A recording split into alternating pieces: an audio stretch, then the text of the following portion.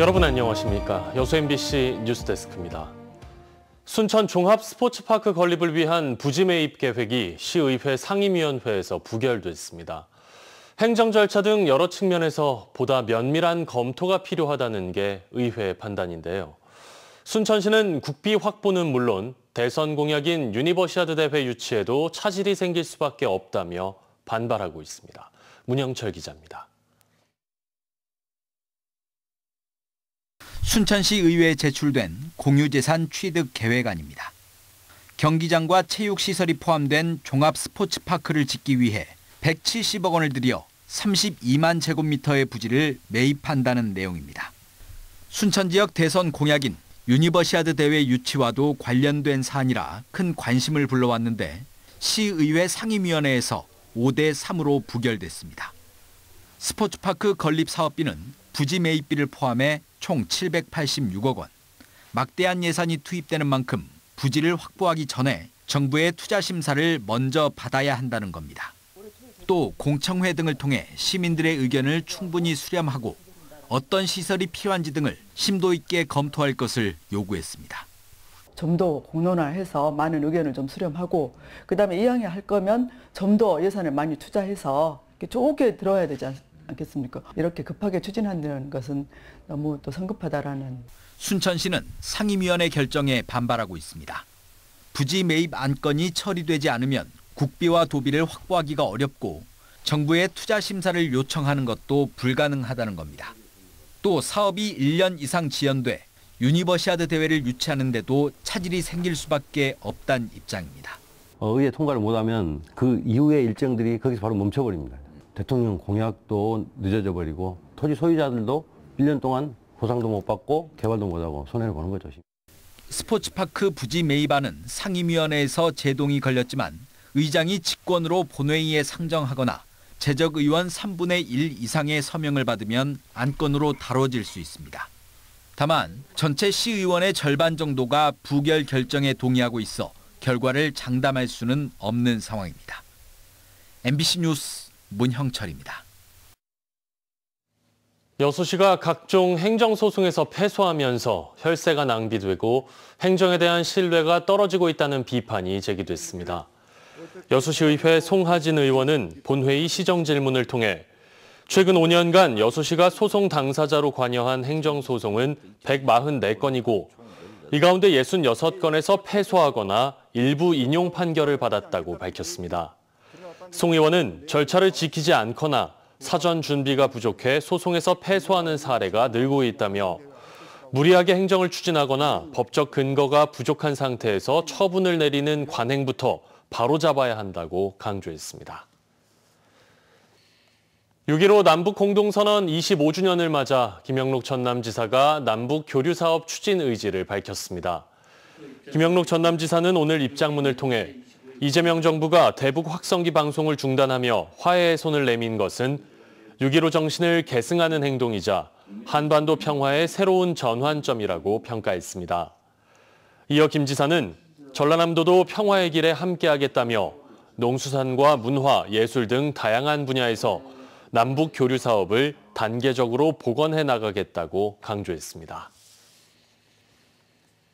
탄소 중립을 위한 신재생 에너지 확대가 화두인 가운데 전남에서 벼농사와 전력 생산을 동시에 할 수 있는 영농형 태양광 실험이 진행되고 있습니다. 수확량과 품질, 수익성까지 꼼꼼하게 따져 농촌의 새로운 에너지 수익 모델을 찾겠다는 구상인데요. 박종호 기자가 취재했습니다. 모내기가 한참인 영암군의 한 논. 태양광 구조물 아래로 이양기가 조심스레 지나갑니다. 영암군이 추진하고 있는 영농형 태양광 시범사업 현장입니다. 990제곱미터 면적의 높이 4.8m로 설치된 태양광 패널 아래 벼농사와 전력 생산이 동시에 이루어지고 있습니다.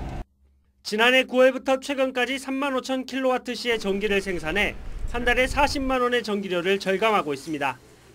쌀 소비 감소라든가 또 고령화를 통해서 우리 지역이 지역 소멸 위기로 가고 있는데 이 농토를 단순하게 쌀 생산을 넘어서 탄소 중립과 함께 연결할 수 있고 지역에 지속 가능한 농업을 할 수 있다라고 하면은 영농형 태양광도 하나의 방법이다라는. 영농형 태양광은 기둥이 설치돼 논작업이 어렵고 벼 쓰러짐 위험성이 크다는 단점도 있지만 1년 평균 1,100만 원의 수익이 발생할 수 있다는 분석도 나왔습니다. 하지만 전력을 저장할 시설과 판매를 위한 전선 연결 등 현실적인 비용을 감안하면 현재 8년까지인 농지 태양광 사용 허가 기간을 늘려야 한다는 주장이 나오고 있습니다. 농가가 소득을 올리기까지는 이 기간이 너무 짧은 거죠. 그래서 기간을 한 20년 정도까지 연장을 해줘야지 시설비 플러스 농가가 수익까지 창출할 수 있는 그런 계기가 될 것 같아요. 영농형 태양광 실증 사업은 농촌진흥청 주도로 전국 18개 지역에서 진행되고 있으며 전남에서는 영암과 해남이 지정됐습니다. 아직은 기술 적합성을 따져보는 단계이지만 영암군은 이 실험이 농민이 직접 참여하는 농촌형 에너지 수익 모델로 확산될 수 있을지 가능성을 열어두고 있습니다. MBC 뉴스 박종호입니다. 환경의 날을 기념해 탄소 중립의 중요성을 알리기 위한 줄넘기 대회가 여수에서 열렸습니다. 올해로 3회째를 맞은 이번 대회에는 지역의 초중고등학생과 일반인 등 1,500여 명이 참가해 기후위기 극복과 탄소 중립 실천을 다짐했으며 여수세계 선박람회 성공 개최와 기후변화 당사국 총회 유치를 위한 퍼포먼스도 진행했습니다.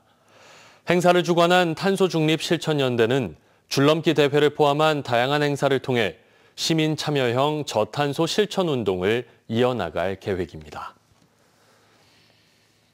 순천만 국가정원 개장 이후 처음으로 반려견 동반 행사가 열렸습니다.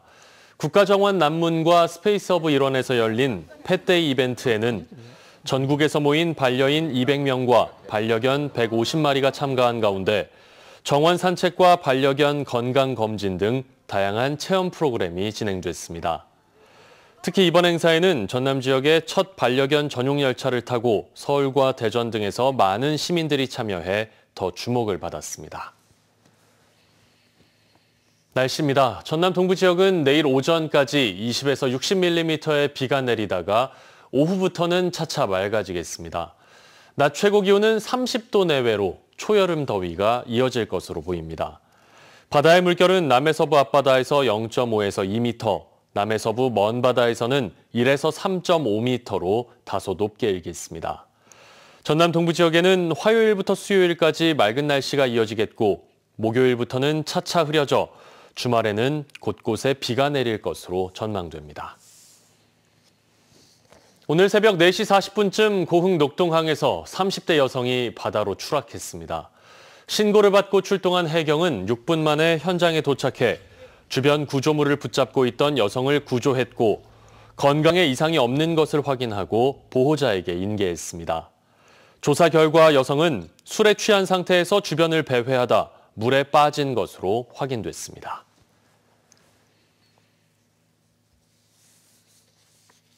지역사랑 상품권의 사용처를 확대하는 법 개정안이 국회에 발의됐습니다.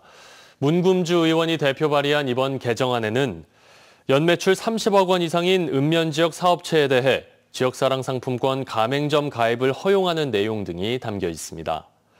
문 의원은 읍면지역에는 지역사랑 상품권을 사용할 수 있는 업체가 많지 않아 주민들이 불편을 겪고 있다며 개정안이 통과될 경우 하나로마트 등에서 지역상품권을 사용할 수 있다고 설명했습니다.